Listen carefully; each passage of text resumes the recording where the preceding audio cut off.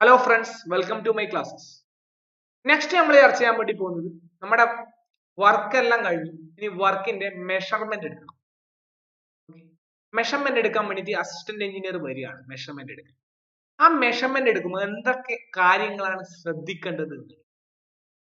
ആദ്യമായിട്ട് നമ്മൾ മെഷർമെന്റ് എടുക്കുന്ന ഒരു പുസ്തകമാണ്. അതിന്റെ പേരാണ് മെഷർമെന്റ് ബുക്ക്, എം ബുക്ക് എന്നൊക്കെ പറയും. എം ബുക്ക് എന്നൊക്കെ പറയും.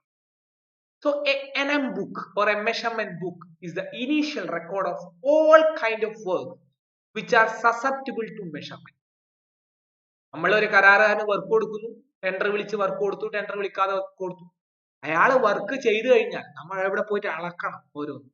അത് അളന്നിട്ട് എവിടെ രേഖപ്പെടുത്തും? മെഷർമെന്റ് ബുക്കിൽ രേഖപ്പെടുത്തും.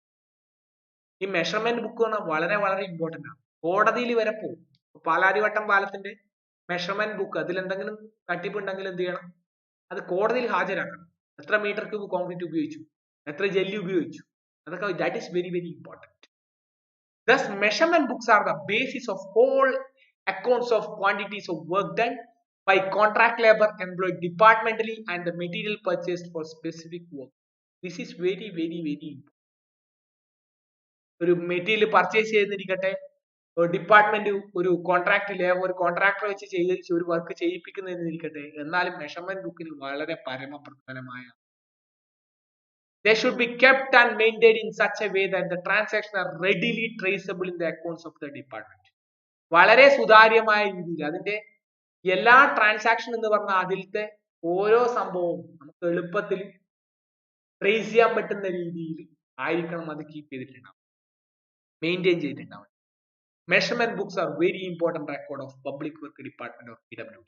എം ബുക്ക് എന്ന് പറഞ്ഞാൽ ഗവൺമെന്റ് തലത്തിലാണ് മെയിൻ ആയിട്ട് ഉപയോഗിക്കുന്നത്. They should be kept in safe custody. That is very very safe custody. They must be maintained accurately and kept carefully so that they may be produced in a court of law as the evidence is required. ഒരു vigilance അന്വേഷണം വരികയാണ് ഒരു പാലത്തിന്. അപ്പോൾ കോടതി എന്ത് പറയും? M book ഹാജരാക്കാൻ വേണ്ടി പറയും. അപ്പോൾ മെഷർമെന്റ് ബുക്ക് എന്ത് ചെയ്യണം? കോടതിയിൽ ഹാജരാക്കണം. കോടതി ചെക്ക് ചെയ്യും വർക്ക് എങ്ങനെയാണ് ചെയ്തിട്ടുള്ളത്, കൈക്കൂലി മേടിച്ചിട്ടുണ്ടോ, എഗ്രിമെന്റിൽ പറഞ്ഞ വർക്ക് എക്സിക്യൂട്ട് ചെയ്തിട്ടുണ്ടോ, കരാറിൽ പറഞ്ഞ വർക്ക് എക്സിക്യൂട്ട് ചെയ്തിട്ടുണ്ടോ. ഇല്ലെങ്കിൽ എയിനെ സസ്പെൻഡ് ചെയ്യും, ഓവർസിയറെ സസ്പെൻഡ് ചെയ്യും, പിഴ ചുമത്തും, കോടതി ശിക്ഷിക്കും. All measurement books belonging to a division should be numbered serially and a register should be maintained in the division office showing the serial number of each M book, name of subdivision to which it is issued and the date of its return. വളരെ വളരെ important ആണ്. അതായത് സാധാരണ ഒരു ജില്ലയുടെ മേധാവിയായ executive engineer ആണ് ഒരു M book issue ചെയ്യുന്നത്. ആ എം ബുക്ക് ഇഷ്യൂ ചെയ്ത് കഴിഞ്ഞാൽ അത് അസിസ്റ്റന്റ് എക്സിക്യൂട്ടീവ് എഞ്ചിനീയറുടെ പേരിലാണ് ഇഷ്യൂ ചെയ്യുന്നത്. ആ അസിസ്റ്റന്റ് എക്സിക്യൂട്ടീവ് എഞ്ചിനീയറുടെ പേരിൽ ഇഷ്യൂ ചെയ്ത സാധനം അതിനെന്തുണ്ടാവും? നമ്പർ, സീരിയൽ നമ്പർ ഉണ്ടാവും, ഒരു രജിസ്റ്റർ ഉണ്ട്, ആ രജിസ്റ്ററിൽ എഴുതി വെക്കണം. പിന്നെ ഏത് സബ് ഡിവിഷനാണ് ഇത് ഇഷ്യൂ ചെയ്യുന്നത്, എപ്പോൾ ഇത് തിരിച്ചു വരും, അങ്ങനെ വ്യക്തമായ രീതിയിലുള്ള ഒരു ഡാറ്റ അവിടെ കീപ്പ് ചെയ്യും. A similar register should also be maintained in the subdivision showing the assistant executive engineer and assistant engineer to whom the books have been issued. ഈ AX എന്ത് ചെയ്യും? അത് എ കൊടുക്കും. എ ആണ് വർക്ക് ഡയറക്റ്റ് എക്സിക്യൂഷനിലുള്ളത്. കരാറുകാരനെ എപ്പോഴും നോക്കിക്കൊണ്ടിരിക്കുന്ന ആള് AX ആണ്, A ആണ്. എയുടെ മുകളിലുള്ള അസിസ്റ്റന്റ് എക്സിക്യൂട്ടീവ് എഞ്ചിനീയർ, അതിന്റെ മുകളിലാണ് എക്സിക്യൂട്ടീവ് എഞ്ചിനീയർ. ഞാൻ പറഞ്ഞു എക്സിക്യൂട്ടീവ് എഞ്ചിനീയർ എന്ന് പറഞ്ഞാൽ ജില്ലാ മേധാവിയാണ്, അസിസ്റ്റന്റ് എക്സിക്യൂട്ടീവ് എഞ്ചിനീയർ താലൂക്കിന്റെ വരുന്നതാണ്, എ എന്ന് പറഞ്ഞ ഒരു ടൗണിന്റെ ഏകദേശം ഒരു നിയോജക മണ്ഡലത്തിന്റെയാണ് എ വരുന്നത്. Books not in use must be withdrawn when not in use, even though they may not have been completely written or used. അപ്പോ ബുക്സ്, മെഷർമെന്റ് ബുക്ക് ഉപയോഗിക്കാത്തുണ്ടെങ്കിൽ അത് വിഡ്രോ ചെയ്യുക. അപ്പോ കംപ്ലീറ്റ്ലി യൂസ് ചെയ്യുന്നുണ്ടെങ്കിൽ നമ്മൾ അത് കംപ്ലീറ്റ്ലി എഴുതിയിരിക്കണം, അല്ലെങ്കിൽ ഉപയോഗിക്കുന്നില്ലെങ്കിൽ അത് പ്രോപ്പറായിട്ട് റിട്ടേൺ ചെയ്യാന്നുള്ളതാണ്. എങ്ങനെയാണ് ഒരു മെഷർമെന്റ് ബുക്കിന്റെ പേജുകൾ ഉണ്ടാവും, താളുകൾ എങ്ങനെയുണ്ടാവും? Name of work, name of contractor, date of measurement, ഏത് അഗ്രിമെന്റ് നമ്പർ ആണ്, ഐറ്റത്തിന്റെ സബ് ഹെഡ് എന്താണ്, item number, measurement up to the date, എത്ര number, length, breadth, depth, contents, rate എത്രയാണ്, ടോട്ടൽ വാല്യൂ, പ്രീവിയസ് മെഷർമെന്റ് എത്ര, സിൻസ് ലാസ്റ്റ് മെഷർമെന്റ് എത്രയാണ് ഇപ്പോൾ measure ചെയ്തത്. ഇത്തരത്തിലുള്ള കാര്യങ്ങളാണ് ഒരു മെഷർമെന്റ് ബുക്കിന്റെ കണ്ടന്റ്. നിങ്ങൾ PWDയിലേക്ക് ജോലി കിട്ടി പോയാൽ അവിടുന്ന് മെഷർമെന്റ് കാണാൻ വേണ്ടി പറ്റും. ഇനി what are the rules for taking measurements? ഒരു മെഷർമെന്റ് എടുക്കാൻ എന്തൊക്കെ റൂൾസ് ആണ് നമ്മൾ പാലിക്കേണ്ടത്? ഒരു അസിസ്റ്റന്റ് എഞ്ചിനീയർ എന്തൊക്കെ റൂൾ പാലിക്കണം? ഇത് പല പ്രാവശ്യം ചോദിച്ചു. റൂൾസ് ഫോർ ടേക്കിംഗ് മെഷർമെന്റ്സ് അല്ലെങ്കിൽ എംബുക്ക് എഴുതുമ്പോൾ എന്തൊക്കെ ശ്രദ്ധിക്കണം? രണ്ട് രീതിയിൽ പരീക്ഷയ്ക്ക് ചോദിച്ചിട്ടുണ്ട്. മെഷർമെന്റ് എടുക്കുമ്പോൾ എന്ത് ശ്രദ്ധിക്കണം, എംബുക്ക് എഴുതുമ്പോൾ എന്തൊക്കെ ശ്രദ്ധിക്കണം? രണ്ടും ഏകദേശം ഒരേ ആൻസർ ആണ്. In the measurement book, the detailed measurements are recorded only by the person who is in charge of the work, to whom the measurement book has been issued for this purpose as executive engineer, assistant executive engineer or AE. Normally AE ആണ് direct work execute ചെയ്യുന്നത്. അയാളാണ് measurement book സാധാരണ PWD എഴുതുന്നത് കണ്ടിട്ടുള്ളത്. വേണമെങ്കിൽ AXക്ക് direct ആയിട്ട് എഴുതാം, executive എഞ്ചിനീയർക്ക് എഴുതാം, ഒരു പ്രശ്നമില്ല. പക്ഷെ അവർ എഴുതാൻ നിൽക്കൂല.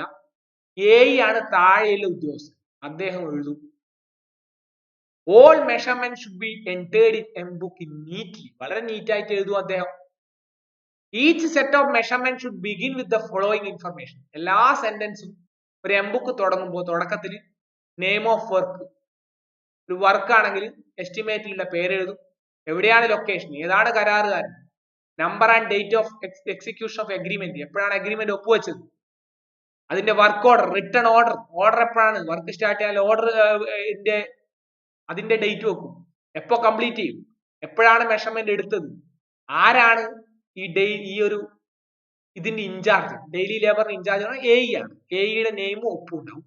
Reference to previous measurement on account of same contract, ഇതിന്റെ പ്രീവിയസ് മെഷർമെന്റ് എപ്പോഴാണ് എന്നുള്ളത് അതും എഴുതും. ചിലപ്പോ ഒരു എംബുക്കിലൊന്നും തീരൂല, അപ്പൊ 2 എംബുക്ക് ഉണ്ടാവും, 3 എംബുക്ക് ഉണ്ടാവും. എംബുക്ക് ഒക്കെ 3, 4 ഒക്കെ ഉണ്ടാവും വലിയ വർക്കൊക്കെ ആവും, right.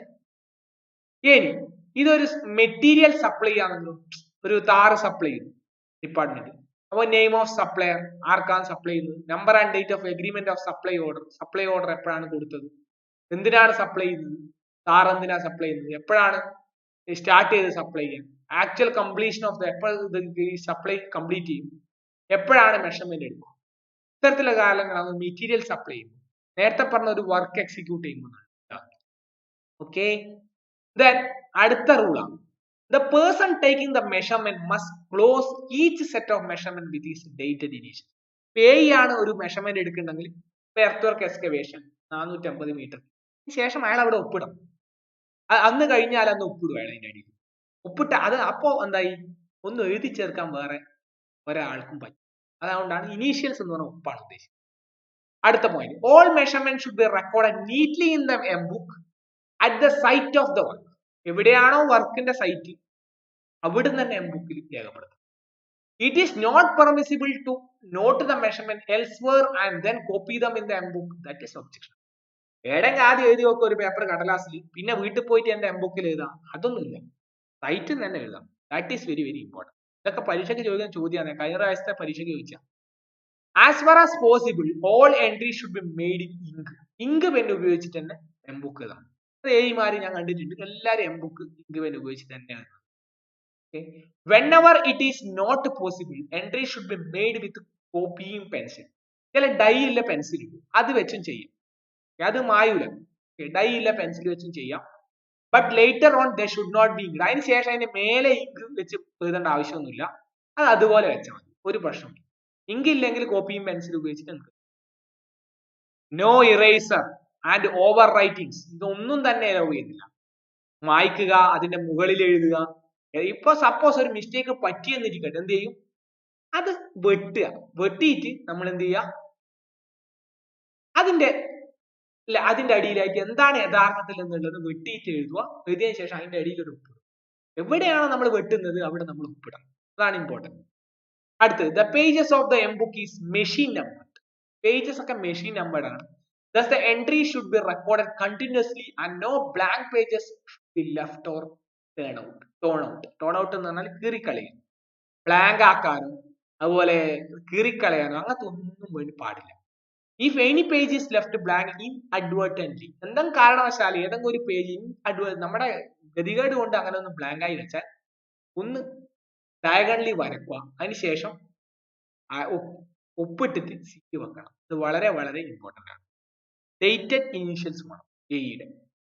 When any measurement is cancelled or disallowed, ഒരു മെഷർമെന്റ് ക്യാൻസൽ ചെയ്യുകയാണെങ്കിൽ it must be supported by the dated initials of the officer ordering the cancellation. അപ്പോൾ അസിസ്റ്റന്റ് എക്സിക്യൂട്ടീവ് എഞ്ചിനീയർ പറയുന്നു അത് ക്യാൻസൽ ചെയ്യണം.